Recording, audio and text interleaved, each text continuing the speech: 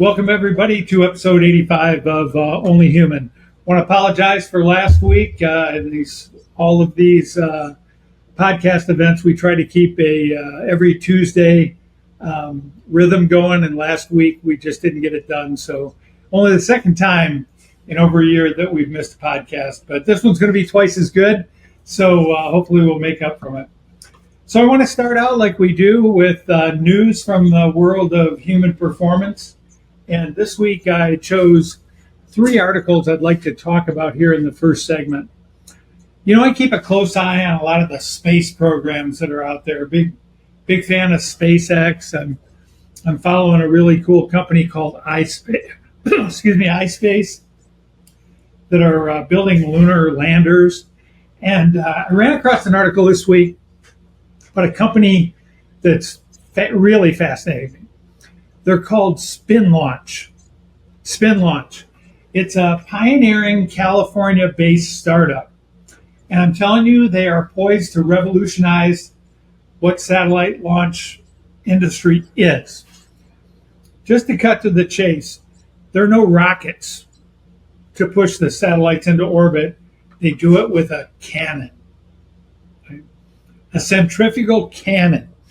And it promises really cost-effective and environmentally friendly deployments of low Earth orbit satellites. I mean, imagine putting things into space without a rocket, right?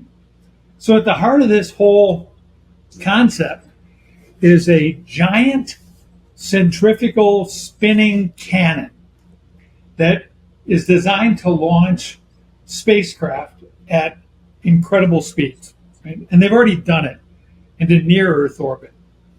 So it will slash the cost and lessen the environmental footprint, gets the FAA completely out of it, typically associated with rocket launches, right? This is truly a game changer. It's pretty cool.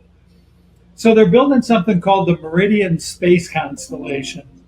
And by the end of this year or next year, early next year, they're going to be launching microsatellites. So what's a microsatellite, right?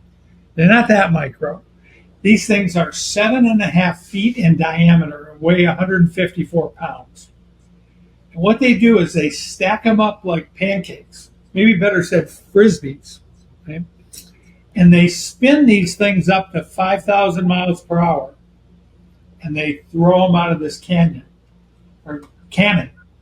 up into space. Just the coolest thing in the world.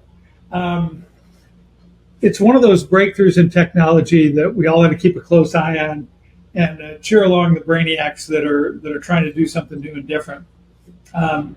Sometimes new ideas sound so whacked out when you first read them. We're going to hurl frisbees into space that you'd laugh.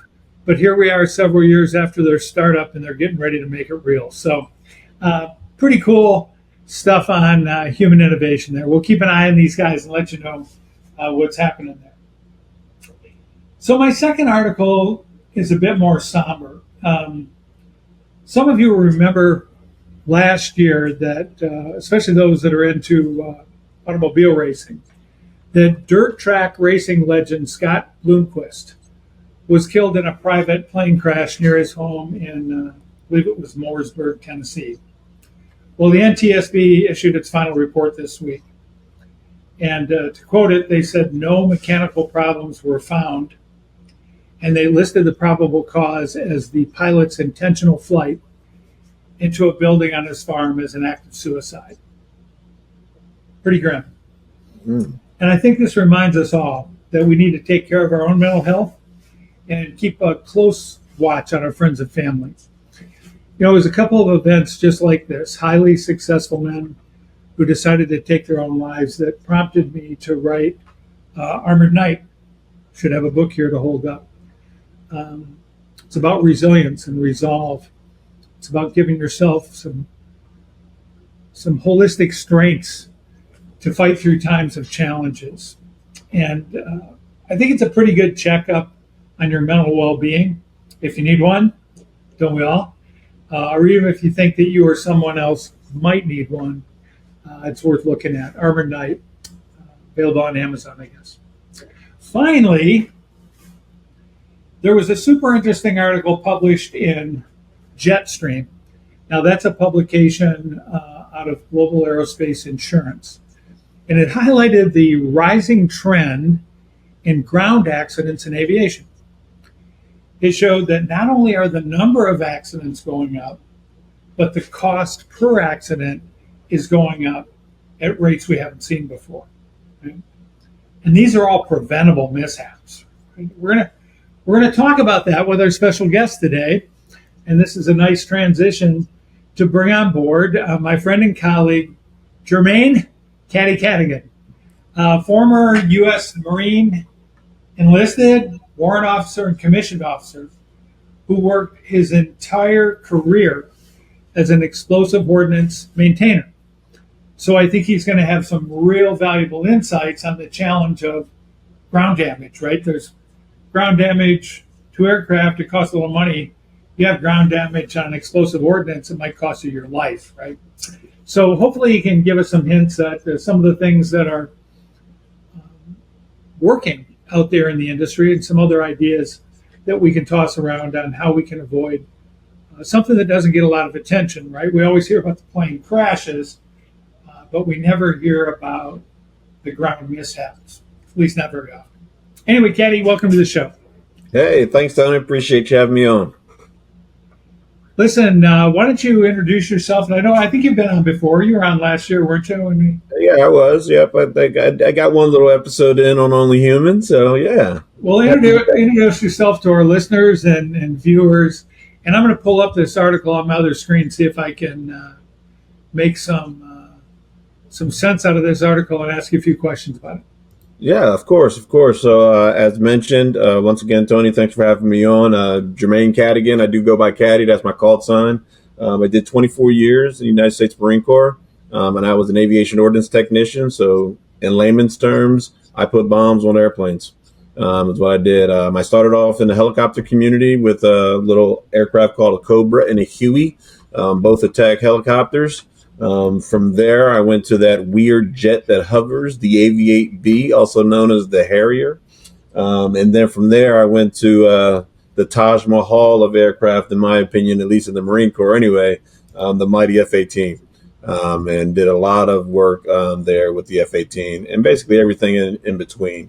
I did start off as an enlisted person, worked my way all the way up to the warrant officer ranks.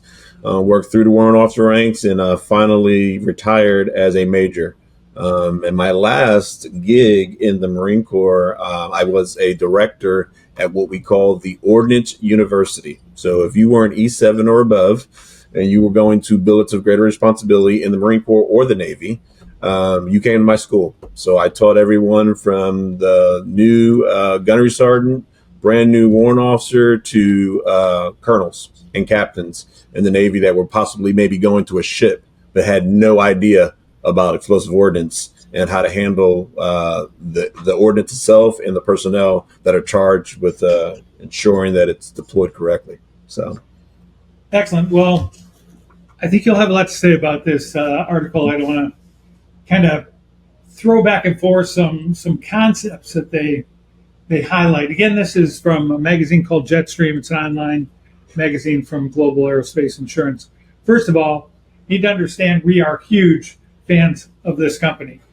We've worked very closely with Global for probably 20 years or maybe a little longer. I always like to say that you can judge the value of an insurance company by what they do for you in the absence of a claim. And we've been part of a program called SM4, which is safety management for, I think, maybe just SM4, but that was the concept in the beginning for a while, almost 15 years now. And they continue to push the envelope of research and innovative ideas. And the article in the Jetstream magazine this week was called From the Hangar to the Tarmac, Rising Trends in Ground Incidents. Now that may not sound too sexy of a thing to discuss on Only Human, but I think you're going to see there's a lot of stuff here that makes it super interesting for people that want to try to to cut back on the mistakes they make, help the organization do things faster, more efficiently, without damage, no matter what that is. And I think some of these same principles apply to our everyday lives. So, Caddy, and I'm looking at this article, and there's a quote here early on, and it says, looking at 2023, global loss adjusting company McLaren's estimates that 64% of worldwide aviation accidents occur on the ground. Did that surprise you? Actually, Tony, it doesn't. And the reason I say that is because if you think about it, an aircraft spends more time on the ground than it does in the air. So it only makes sense to me that a lot of your accidents are going to occur on the ground. They just don't get the highlight that some of the aviation in the air accidents get, because they may not be as catastrophic as far as loss of life. Obviously, when we have an in-air crash, the fatalities are great, so it gets more of the news attention, right? So more people know about it. But a lot of things, as this article attests to, happen on the ground, and we just don't hear about it because maybe no one died or got seriously injured, but we damaged aircraft, and we damaged equipment. Yeah, and I think, as they trace, there's some charts there, and we'll put one up, the ratio of ground claims to in-flight claims, and you can see a steady rising trend line. I think a lot of people out there assume that the insurance companies are flush with cash and the airlines are flush with cash, and so when we're talking about some damage here and there to aircraft, these guys can afford it. We are talking about losses in the billions, billions, right?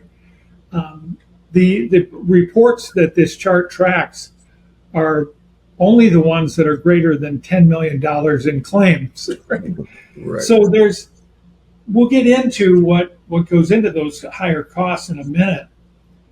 But clearly, if you're in the business of loss control, which aren't we all in that business, whether it's as a dad or as a husband or, as a driver or as a insurance company or airline, we're all in the business of loss control.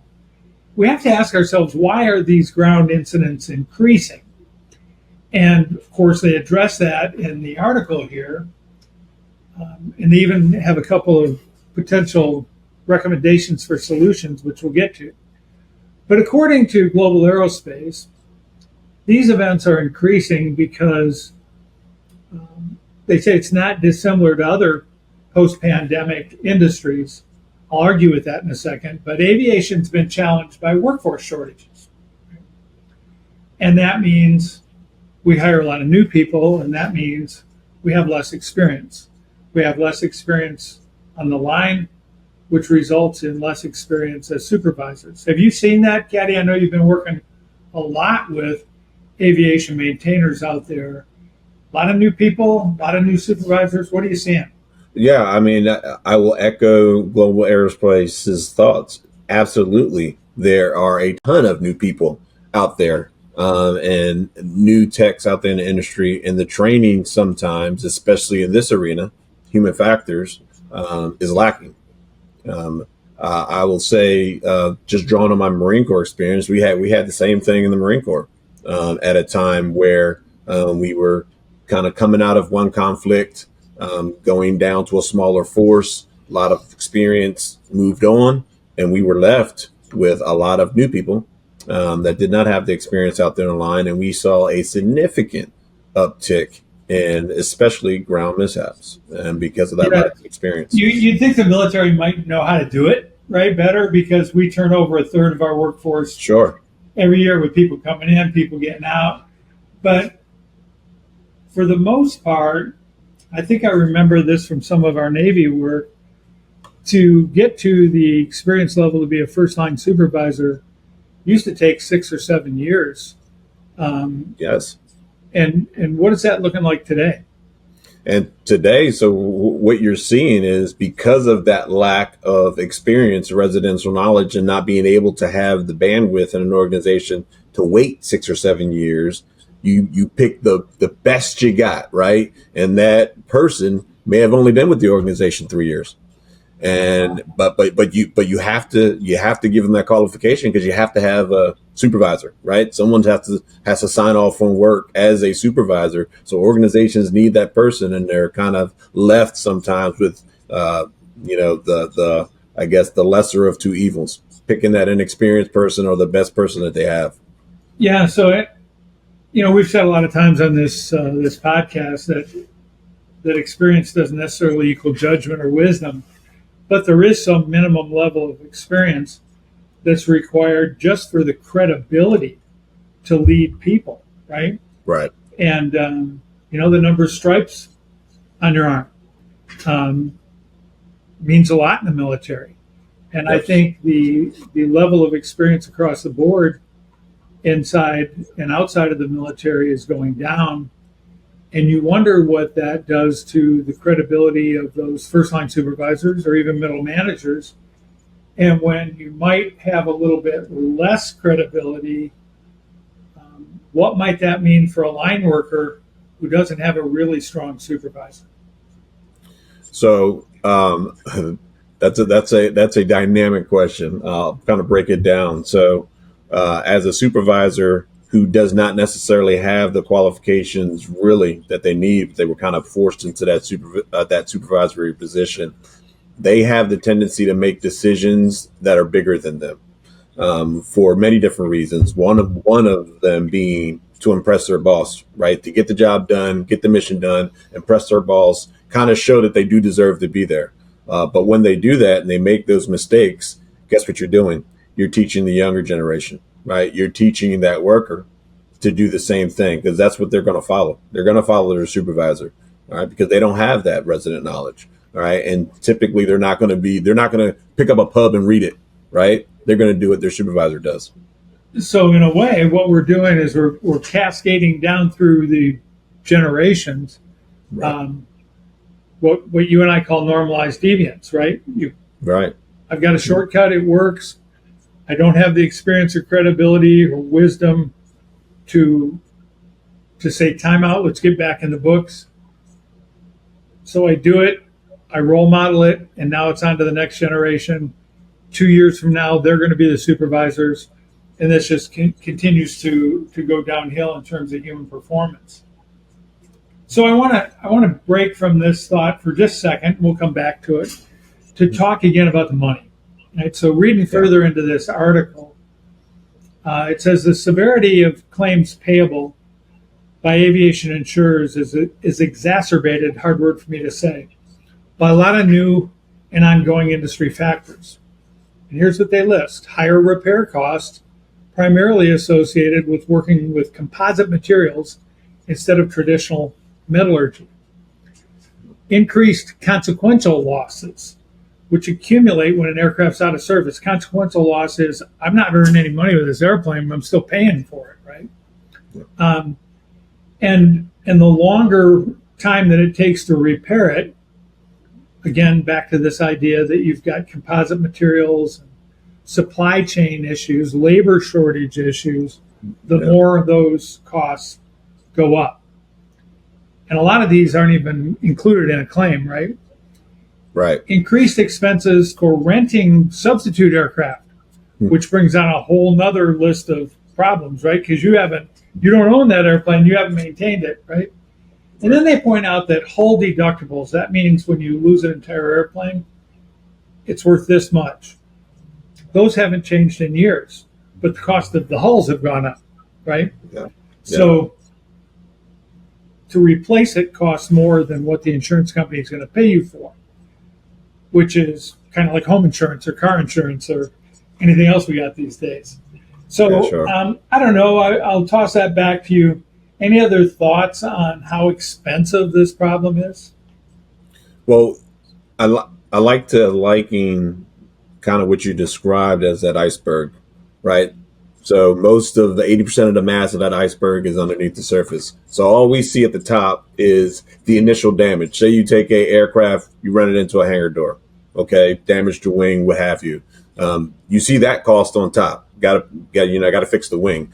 But what you don't see is all the other things that you mentioned, right? I got to get another aircraft to replace that one. all the revenue that's lost because that aircraft is not in use, all the other things that go into the repair of that aircraft, because it's just not your technicians that are having to fix this. You've got to bring in other professionals, other maintenance professionals, NDI techs, P&E requests for that, maybe special tooling that you don't necessarily have because that wing wasn't due to be replaced until the depot level, and they have those tools. Yeah. And now you've got to replace that. So there's all these costs, and it really snowballs very quickly. And a lot of people don't see those extra costs. So again, all of these incredible costs, and it all falls down to probably the lowest paid workers inside the organization. And those are the people that are towing airplanes, moving airplanes, loading airplanes. And so we've seen this spike in aircraft strikes. Now, here's where it gets interesting in this article, and it's going to give us a chance to talk about a few things. So it says, solving the emerging issue of ground-based losses. Even that gives me pause to say the increasing issue, it's certainly not just emerging now. It's always been a problem. And you and I have done studies that shows tens of billions of dollars in damage on an annual basis for this problem. But here's what they say. Given the rise in ground-based claims, many wonder if the regulatory landscape presents an opportunity to address the issue.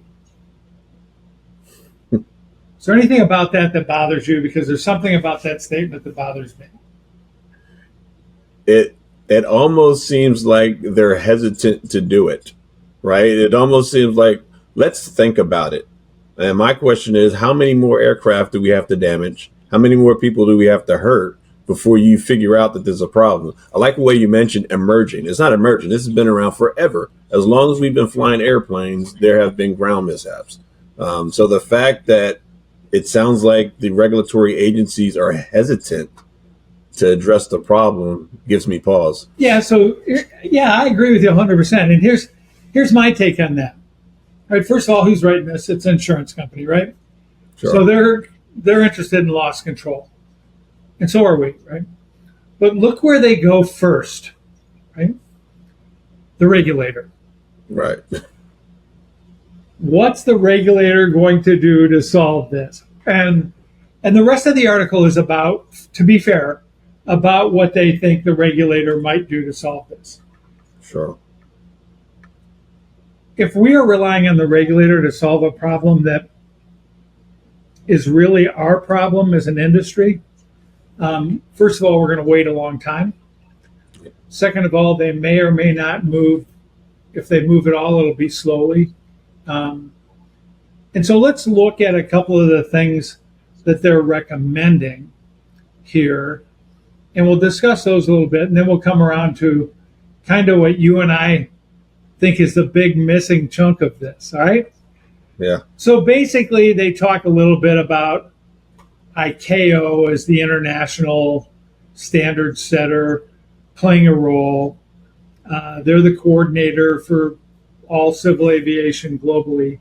They are not necessarily a regulator in the United States, although we like to follow ICAO recommendations, and in many cases do. But a lot of nationalities have their own regulators, right? So, and they don't just regulate aircraft movement and flight, they also regulate air traffic control and all kinds of other things, right? So, as I go down in the article, it says ICAO Annex 19 promulgates safety management standards, SMS, for member countries, right? And then it lists what those are. And so their argument here is that we've pushed SMS so hard into flight operations that we've neglected to require it, regulate it in ground operations. And that's a problem. I sort of agree. I'll toss it over to you. What's your thoughts on that? I think that's partially true. I think there's always been this focus on training on the flight side for pilots, and rightfully so, right?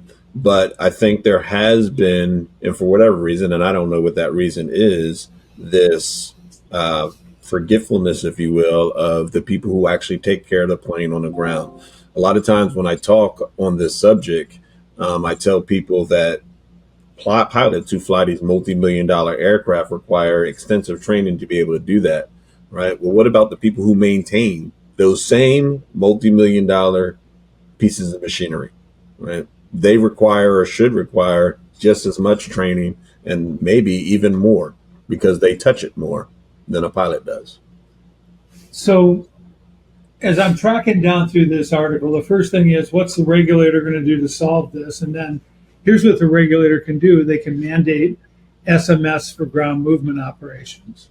Yeah. Now, they don't come right out and say that, but that's pretty much what they're saying. So first, it's go to the regulator and then seek a system solution, right? Better tracking, anonymous reporting, all. And you and I are huge fans of SMS. But you know what they're missing here? I think you do, but I'll just throw it right out there. What about training the workers not to make these mistakes, right? And they're going to say, well, they're already trained. There's a unique kind of training out there for error prevention. And I'm going to let you introduce some of the things that you're doing out there.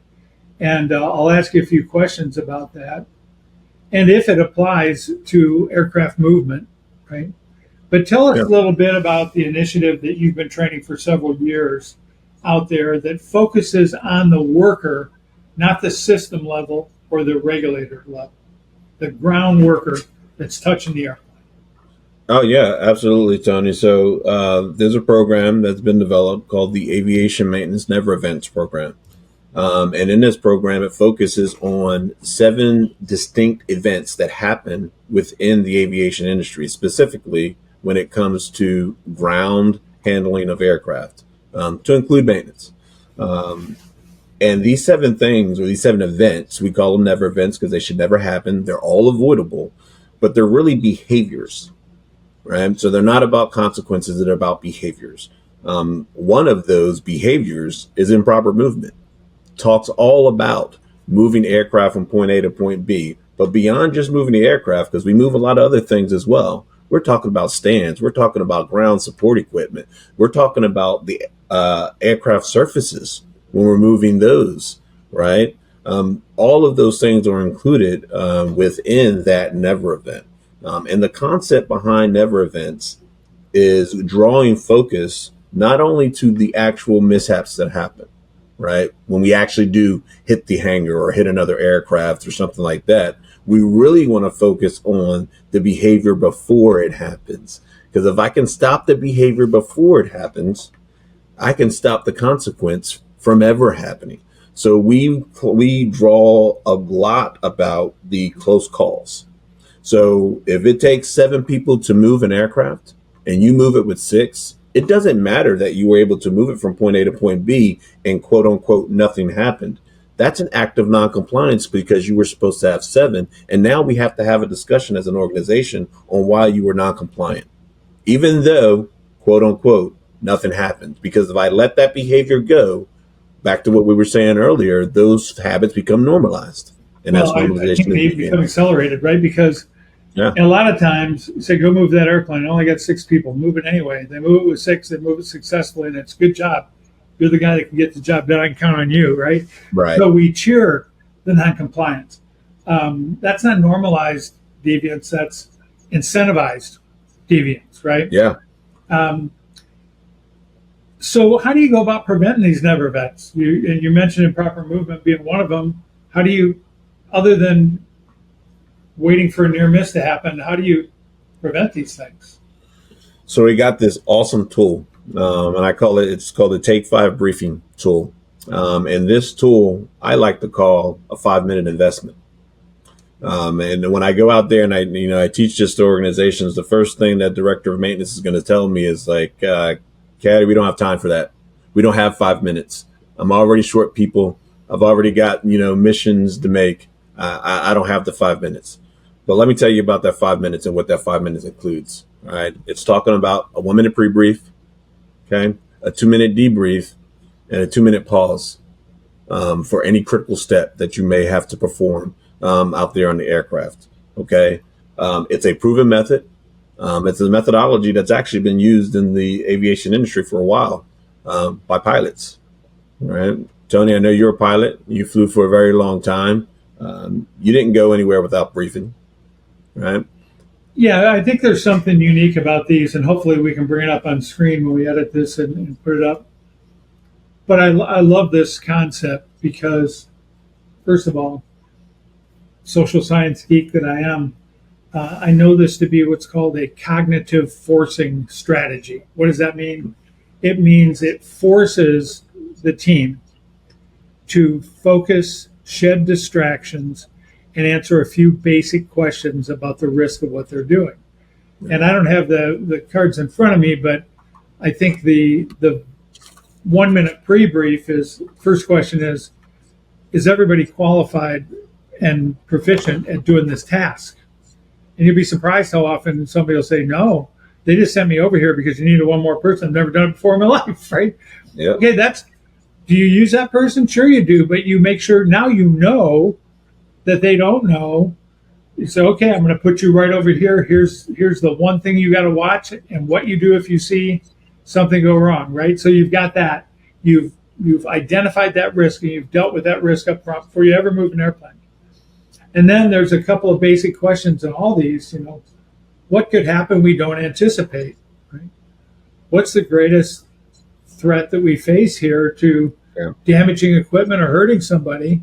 And then the big one, where might we be tempted to violate a policy or procedure here? Right. Really short questions, but you can see when you ask those open-ended questions, where's the most dangerous place? Where could we hurt somebody? Where might we violate a policy or procedure? It is preempting those actions by priming the brain to look for them. So the same thing it's very close to the same thing for the ops pause. And then the debrief, right, is about getting the reporting done on anything that you learned. Here's where I think your card is so amazingly powerful and why I can't believe they ignored it in this article. They might not even have, they did know about it, but it might not have crossed their mind. How long does it take that card to have an impact on operations? If you were to go out there and teach somebody to use it today, when could they expect to see effects go into place? That's the beauty of the card. All right. Simple but complex. Immediately. And when I say immediately, I have a perfect example of what I'm talking about. We're doing some training with the Navy on the Take 5 briefings. About 2 weeks after I left the organization, they had a aircraft run off the taxiway and into the dirt, stuck in the mud. Foul taxiway, basically shut down the airfield for a period of time while they tried to figure out what to do. Of course, the crowd evolves around the aircraft. Everybody's scratching their head. They've never seen it before. What do we do? So someone comes up with the bright idea of getting a rope, getting a tug, and this is a actual factual account, Tony. All right, rope, tug, wrap it around the nose gear, and let's drag this thing out of the mud, kind of old school style, pulling a truck out of the mud, right? Brute force. Yeah. So someone just had my training, and they had their Take 5 briefing cards with them, right? Had them right in their pocket. They said, you know what? Time out.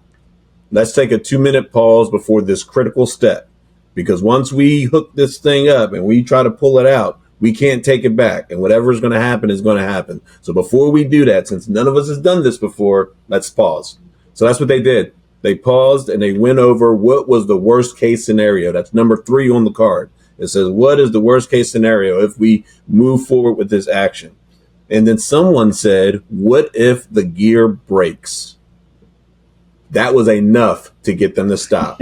That chance that they could break the gear and then have the aircraft nose down in the mud was enough for them to say, stop, let's pick up the phone, let's call somebody who knows. Amazingly, there was actually a cell, a group of engineers who sit around and wait for calls like this.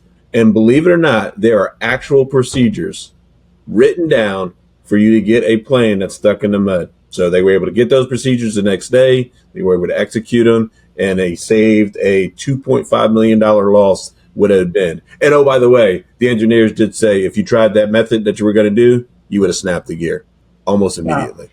And so that happened within 2 weeks of you actually doing the training. All that was a card. Yep, all that. You probably didn't remember all the training, right? But so here's my point. A wonderful story. Thank you for that, man. That's awesome. I love hearing about saves. My point is, we've got this ground problem. We've got this really thoughtful and caring insurance company that says, what can we do about it? They say, well, we've got to go to the regulator, and we can ask the regulator to put more systems solutions in place. And those are necessary things, don't get me wrong. But then we have this solution that works right now by going straight to the workers and improving their performance, improving their awareness, their self-awareness, their risk awareness. And to me, we're going at this backwards, right? Let's put the things in place that we know will make a difference now. Right. And then let's look at leaning toward the regulators and the safety management system, because who knows if this has the kind of impact in ground movement activities that it's had in aviation maintenance for a long time. How long have you been training this? Over 5 years. Yeah. So, and it's proven to work, right? Absolutely, every time. Then that's maybe something else that we go to the regulator with, or we tweak the SMS with, by moving this from the line up into the system instead of our traditional, right, frustratingly maddening way of let's go to the regulator, have the regulator tell the line what they need to do differently, and put some organizational systemic solution in place. And it'll take forever. It'll cost a lot of money. It'll cost a lot of time. We'll have endless committee meetings, all while this is continuing to happen every day. So I guess, vent my frustration is, what about the workers? Why can't we offer them something right now? And the answer is, there's a few people out there that have been trained. How many people have been trained in Aviation Maintenance Never Events? So we are close to 40,000 technicians. Wow. That have been trained in the Never Events, and this is military and civilian. So all facets of aviation, Part 91, Part 135, Part 121. We've taught technicians how to use the Take 5 briefing method with immediate, and when I say immediate, I really do mean immediate results. Yeah, that's incredible. 40,000. Now that's a drop in the bucket compared to the hundreds of thousands of people moving airplanes and working on airplanes out there. Why do you think this hasn't taken off in the airlines and other militaries and things like that? I think a lot of it is, and I hate to say this, I think they just don't know about it, right? And it's a matter of getting the word to the public that there is a solution to this problem, and you don't just have to throw your hands up. And the term that I hate, the cost of doing business. This is not the cost of doing business. You don't have to do business this way. There is a proven solution out there that works, and it only takes 5 minutes to implement. So don't think about this as a drain on your time, or I don't have enough people to execute this, or whatever other excuse you're going to come up with to not change. All right. Think of it as a 5-minute investment, because when you do run that aircraft into the hangar door, guess what you take? Time. Everything stops. You do an investigation, and all of that stuff takes a lot more time than 5 minutes. Yeah, it also costs a lot of people their careers, right? Absolutely. We know there's a general trend, especially with lower level employees. Somebody does something wrong, you fire them, and you get somebody else till they do it wrong, then you fire them, right? Right. It's not just lower level employees, though. We've seen lots of managers lose their jobs by allowing these types of things to occur. Well, they wrap up the article in a really positive way. They say, where do we go from here? And they say, both data and common sense tell us, well, we have to prioritize ground safety as much as we do flight safety. And I think there are many different ways to do that. And I think that your program needs to be part of that discussion, Caddy. And so hopefully people out there listening or watching will share this podcast far and wide, and maybe we can tackle this very expensive problem not only in cost for an industry, Yeah. but in cost of human injury, occasionally human lives, and definitely careers. So, Caddy, I'll give the last word to you on this. Anything else you'd like to talk to our group about today? Like I said, Tony, and I don't have too much more to say, only to say that this doesn't have to be a problem.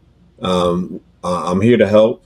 I'll go anywhere to anybody and preach this, but we do need to bring priority back to ground handling, because that is the crucial part. Before we can get it into the air, we've got to move it to the spot. We've got to fix it. All right. And all of those young men and women out there need that training, that critical training. So I implore you, for those who are in leadership, to look at this and take a serious look at this, and prioritize that training for your techs and your line personnel. Yeah, I'll just add to it. We barely touched on the programmatic elements here of this. This is, as I understand, a multi-year program with various levels of accomplishment, 1-star, 2-star, 3-star, 4-star, something like that. It has all kinds of components. It's not just training. It's visual aids. It's micro videos. It's a whole bunch of things to help establish a culture that will be passed on from generation to generation. And like we said in the very beginning, with younger and younger supervisors, they need something to lean on. And I think this program is one of those. And, the other thing is, I think that sometimes, we've seen the separation between flight ops and ground ops, but there's also separation inside of ground ops, right? There's the people that are certified mechanics, but there's also hugely important people that load the airplanes and move the airplanes and cater the airplanes and fuel the airplanes, whether it's at FBOs or MROs or on a ramp at a private airport somewhere. All of those people that touch and move airplanes or things around airplanes really could benefit from having this training. So, Caddy, thanks so much for joining us here today. For all of you out there listening, this is one we'd really like you to share far and wide, because we think we can make a big impact on this. I think Caddy and I, talking offline probably a year or so ago, said we could get this program adopted globally. We'd cut that expense in half within 5 years. And I'd stake my professional reputation on being able to do that. And that's not just wishful thinking. It is based on the data of everywhere that Caddy's gone out and taught before. So, hey, to just wrap up this session of Only Human, remember, all of these things are designed to give us new ideas and insights and motivation to get better where we are with the resources at hand. So until next week, keep doing all that, and we will see you soon.